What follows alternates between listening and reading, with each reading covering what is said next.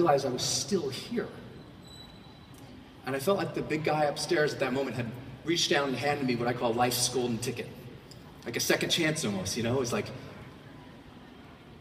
here you go, son. You're still alive, you can still love, you can still matter, but now you know the clock is ticking.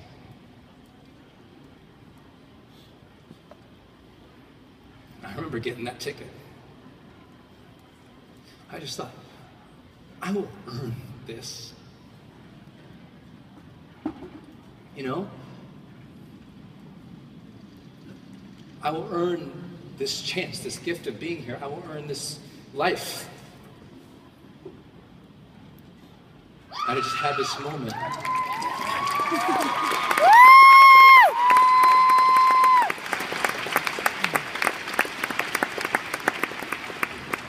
And it hit me. It hit me like a ton of bricks. Weeks later, I'm going through this experience of trying to rehab my body and take care of myself and get physically, I mean, people like you all are taking care of me. I'm going to the doctors and everything, and I can't stop thinking about these questions. Did I live? Did I love? Did I matter? And I started thinking about them, and it changed everything for me. Everything. Because what if you knew the questions you're going to ask at the end of your life? And maybe those aren't the exact questions you will ask, but maybe you ought to think about, what questions will I ask at the end of my life? So that when you get there, you can have lived your life in a way that you're happy with the answers. Because my first time, I wasn't happy with the answers. Did I live? No. Did I love? No. Did I matter? No. I hadn't. So then, every single day that I got up, every single night that I went to bed, for 18 years now, I wake up, I go to bed. When I go to bed tonight, I'm going to say, did I live today? Did I love today? Did I matter today? And I just want to tell the world about that because I thought, how powerful is that?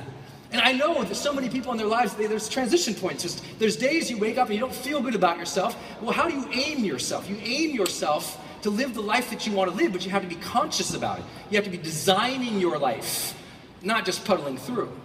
And so I just felt like, everybody can have a second chance. That was my second chance. So I go back to college at some point after I heal. And of course, I got back to college.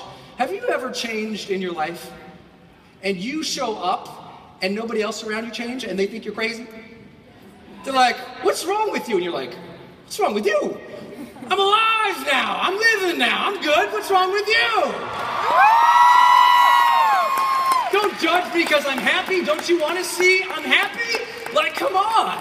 And sometimes you just have to claim that second chance, because I believe every single one of you, we're all going to wake up tomorrow. And we all get that beautiful gift, that beautiful thing that we get to wake up and say, who am I going to be today? How am I going to interact with people? Am I going to make my difference today? We get that second chance every single day. If you believe in that, say, that's me. That's me. Say, that's me. That's me. So every single day, you get to wake up and choose. We all have a second chance. So who are you going to be tomorrow? How are you going to behave tomorrow? What's your mark you're going to leave tomorrow? 18 years I've asked that same simple questions, right? Did I live? Did I love? Did I matter? Maybe it's not earth-changing, but it was for me. So what's going to be your transition point? It's going to be about the questions you're asking yourself in your head and directing yourself to answer them in ways you're proud of, But change is hard too. I knew that I wanted to be able to answer those questions, did I live, did I love, and did I matter, and be happy with them, right? But it wasn't happening for me. I knew, how many of you have ever known what you need to do, but when it comes time to do it, you can't do it? You ever have confidence and you're supposed to go up and talk to some people? You fire yourself up, you're gonna be confident, you go up to the group and you're like, and you're like, who was that? You're like, you didn't know you spoke that friggin' language. You're like, what was that? You have no idea what's going on? You've been, body snatched? You're like, what is that? It's hard to change. And then I had this great experience that kicked me in the butt forever. And it made me realize, I don't have to do this by myself. I don't have to figure this out by myself. And it took years after that, even though I knew how to guide my life, to live fully, to love openly, to make my difference. I got that, but I couldn't seem to figure out how to succeed. Yeah? It's I was happy. I was a happy dude, but I wasn't succeeding at the level I wanted to. So what was going to be the breakthrough that allowed me to succeed at the level I wanted to, not the way society said to. I'll show you. The cool thing is, I have a photo album of this moment. And here's what happened. My buddies and I, one of my friends was going to get married. So we thought, you're going to get married? Okay. So we decided to figure out how can we make him do everything that might kill him in a short amount of time. So I said, you're going to sign your life away to marriage? Okay, guess what? You're going to sign some forms. So we took him on every adventure trip. You know when you're on adventure trips, they make you sign that form? If you die on this adventure trip, you can't sue us? That's what we were thinking about. The first thing we did, if you guys throw up this photo out, we said, we're going to take you skydiving. Now the truth is, I didn't say that because I hate heights. But my friends voted that's what we were going to go to do. So this is the beginning of the trip. And that was pretty much my face the whole time. Like, what are we going to do? Anyone ever jump out of a plane in this room? Yeah, that's some crazy stuff. So we get on this thing, and what happens is they marshal you over to this little plane. I'll never forget, when we pulled up this place, right? We pull up nowhere, Arizona. I mean, like in the middle of the desert.